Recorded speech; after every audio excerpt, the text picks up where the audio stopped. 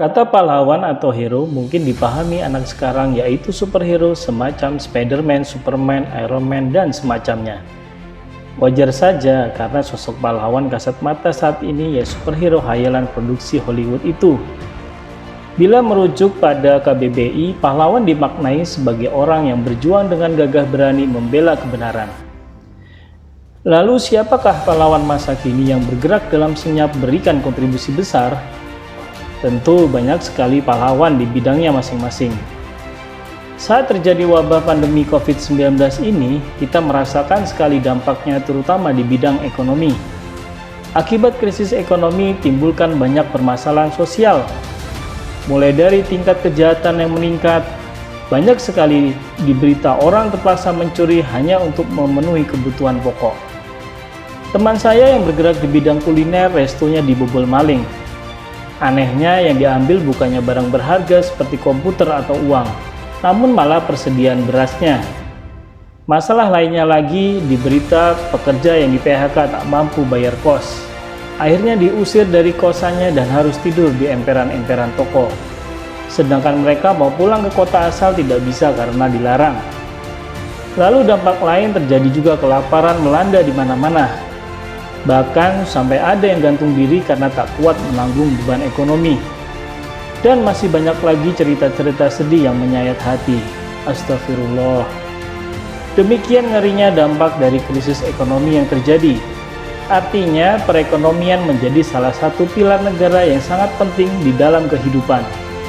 Seperti diketahui bahwa UMKM menjadi sektor yang sangat berperan dalam perkembangan ekonomi bangsa. Terbukti menurut data Bank Indonesia, UMKM mampu menyerap 97% total tenaga kerja di Indonesia. Sedangkan usaha besar hanya mampu menyerap 3,3% saja. Bahkan dari UMKM mampu berkontribusi terhadap 60% PDB, sehingga bisa mendongkrak perekonomian bangsa. UMKM mampu memberantas pengangguran yang bisa menimbulkan banyak masalah sosial. Dahsyat.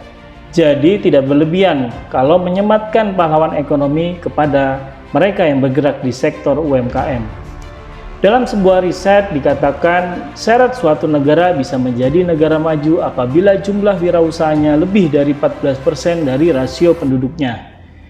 Negara tetangga kita Singapura saat ini sudah mencapai angka 7%, sedangkan Malaysia berada di angka 5%. Sementara Indonesia sendiri baru 3,1%. Bila melihat data tersebut, masih dibutuhkan banyak wirausaha baru di negeri ini. Nah, sudah saatnya Anda menjadi wirausaha handal, mengambil peran menjadi pahlawan ekonomi masa kini. Saat kondisi pandemi, pilihlah bisnis yang tahan krisis, yaitu bisnis yang bergerak di bidang yang dibutuhkan masyarakat, yaitu kebutuhan primer dan turunannya. Seiring dengan perkembangan zaman, kebutuhan manusia pun juga berkembang. Kebutuhan primer manusia sekarang bukan hanya melulu seputar sandang, pangan, dan papan. Terlebih di masa pandemi ini berkembang juga ke bidang kesehatan, komunikasi, kebersihan, dan rasa aman. SimplyFresh sendiri, bisnis saya di bidang laundry yang sudah buka di sekitar 100 kota di Indonesia, masih tetap survive di era pandemi ini. Karena bisnis laundry sudah menjadi kebutuhan masyarakat. Terlebih mencuci di SimplyFresh Laundry pakaian higienis, bebas virus dan kuman. Mulai dari deterjen yang anti lemak, di mana virus corona terbuat dari lemak yang mudah hancur ketika dicuci menggunakan sabun yang bisa menghilangkan lemak kotoran.